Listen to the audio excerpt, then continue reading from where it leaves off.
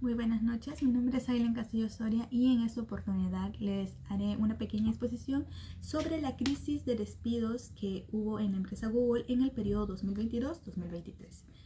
Vamos a iniciar por las causas, no solamente de lo que causa el problema, sino cómo inició toda esa aventura para Google.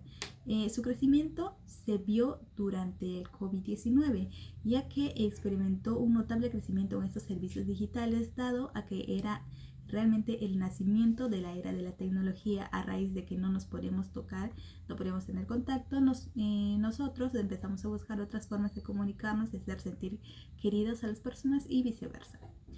Ante este auge, obviamente la empresa empezó a crecer, a crecer, a crecer y empezó a contratar talento humano a medida de la demanda que éste recibía.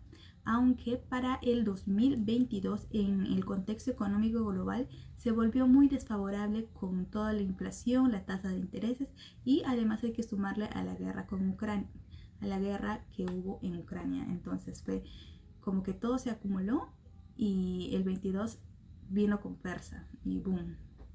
Es entonces que ocurren de varios despidos de distintas empresas, pero para ese entonces Google todavía no había tomado esa decisión de reducir su personal. Utilizó múltiples estrategias para poder evitarlo lo más posible, aunque a comienzos del 2023 no pudo aguantar más y para el 20 de enero Sundar Pichai mandó un comunicado diciendo que lamentablemente iba a ser la anulación de 12.000 puestos, que vendría a ser el 6% del recorte personal, del personal, ¿no?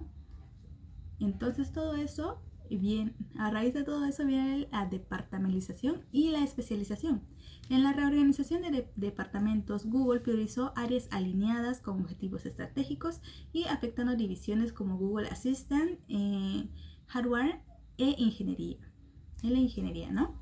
Una de las más afectadas fue el cierre del Área 120, que fue un incubador interno de proyectos. Lamentablemente fue cerrado parcialmente y limitado, y eso limitando la capacidad de innovación a largo plazo. Obviamente, a raíz de esto, la restribución de tareas fue muy, pero muy caótico en algunos casos, aunque ahí en la empresa como que lo querían hacer como que lo estaban manejando, pero a exteriores obviamente todo estaba como que un poquito flojo, ¿no? Ya que la reducción de equipos implicó mayor carga laboral y pérdida de perfiles muy valiosos, afectando la estabilidad interna. Como también tenemos la cadena de mando y el tramo de control. A raíz de esto se fueron por una estructura mucho más plana, ya que eliminaron el 10% de gerencia media y alta, así como también la comunicación ágil, que es una menor distancia entre dirección y colaboradores operativos. Es decir, ya no había esa jerarquización de que tienes que ir con el jefe para hablar con el otro jefe, como para hablar con el jefe supremo para que te apruebe un proyecto. Ahora tenían el mayor tramo de control. Cada líder asume más personas y tareas de coordinación. Pero hay que recordar también que al haber más carga laboral, obviamente hay más estrés y hay un poquito de conflicto, querramos o no. Nos vamos a la centralización y formalización. Las estructuras orgánicas, como sabemos, son más adaptables y reducibles del personal. Tiene muy poca jerarquía, obviamente, como lo mismo dice, es muy flexible y tiene equipos autónomos. Aunque para esa época Google ya estaba implementando todo lo que viene a ser las funciones flexibles y todo, aunque tenemos que admitir que tenía un poco de estructura mecanista que son de mayor dificultad para ajustarse debido a roles rígidos y muchas capas jerárquicas, ¿no? Querramos o no, eso estaba enraizado, era como algo muy, muy, muy enraizado ahí, era como una estructura cultural que ellos ya tenían y que lamentablemente les hizo falta un empujón muy grande para poder desmoronarse todo eso. Yendo a Google y AppleMed, ¿a qué se dedica? Bueno, Alphabet forma desde el 2015 a Google, aunque Alphabet es su empresa matriz. Vamos a lo que es su producto principal, que vendría a ser su buscador web, que organiza la información mundial. Además de los servicios digitales que no se quedan atrás, como ya todo el mundo conoce, que es Gmail, YouTube, Google Maps, aplicaciones y productividad gratuitas, aunque esto de gratuito obviamente no lo es del todo, ya que se paga con publicidad, ya que la monetiza y llama la atención de los usuarios mediante anuncios que están muy bien segmentados. Vamos a lo que son las actividades principales y modelo de negocio. En lo que es el modelo operativo, este gestiona del buscador y la plataforma publicitaria. Como les estaba mencionando hace un momento, ese es el que se encarga de gestionar cuáles son tus gustos, qué contenido es el que tú consumes, para ahí poder meterte un anuncio que te pueda interesar o que puedas tú consumir. Tenemos también el proceso de soporte, que es la gestión del talento humano y organizacional, no nos olvidemos. Y por último, y creo que es el más importante, el proceso estratégico, ya que es una innovación tecnológica y desarrollo de inteligencia artificial. Pasándonos ahora a lo que es la publicidad. Tenemos el buscador y publicidad. Tenemos el rastreo e indexación, que están clasificados de resultados mediante algoritmos avanzados, como ya se mencionó en el anterior, que vendría a ser el proceso operativo, va de la mano con este. Tenemos el sistema de anuncios, que es una visualización de anuncios contextuales mediante subadas en tiempo real. Imagínense. Ahora es de lo más normal, está muy normalizado, pero para que haya llegado a ese punto, obviamente tuvieron que pasar por muchas dificultades. También tenemos su principal fuente de ingresos, que como ya los mencioné, son los anuncios. Ahora pasamos a lo que es el impacto de procesos operativos. Tenemos la redefinición estratégica, que está enfocada en inteligencia artificial y modelos como Gemini, que fue su primera IA, que viene siendo competencia con OpenAI, que tiene a su IA llamada ChatGPT, que creo que es la más famosa. Tenemos el recorte de gastos, que son traslados a funciones de centro de menor costo, como lo vendría a ser el centro que queda en el país de México.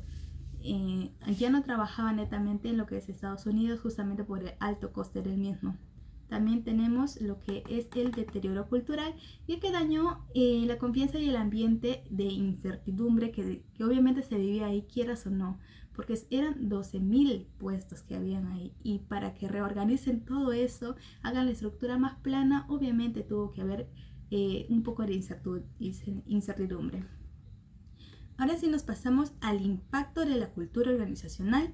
Tenemos a la innovación y toma de riesgos, que durante la crisis la reducción personal generó presión interna que pudo haber afectado la atención al cliente, aunque Google siempre se reconoció por dar calidad. Entonces, en realidad los clientes, los usuarios no se vieron afectados. Donde se vivía la verdadera crisis era dentro de la empresa, pero lo bueno es que nunca dejaron salir todo eso al exterior, ¿no?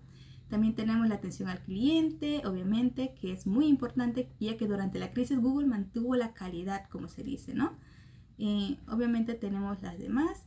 Tenemos la orientación a equipos, que antes del 2022 destacaba por su ambiente laboral muy amigable y beneficioso, pero en la crisis obviamente se deterioró completamente, ya que hubo despidos. También tenían como convenios con algunas empresas de comida en la que el trabajador iba, pedía y tenía un pequeño descuento, ¿no? Todo eso hace la diferencia, creo yo.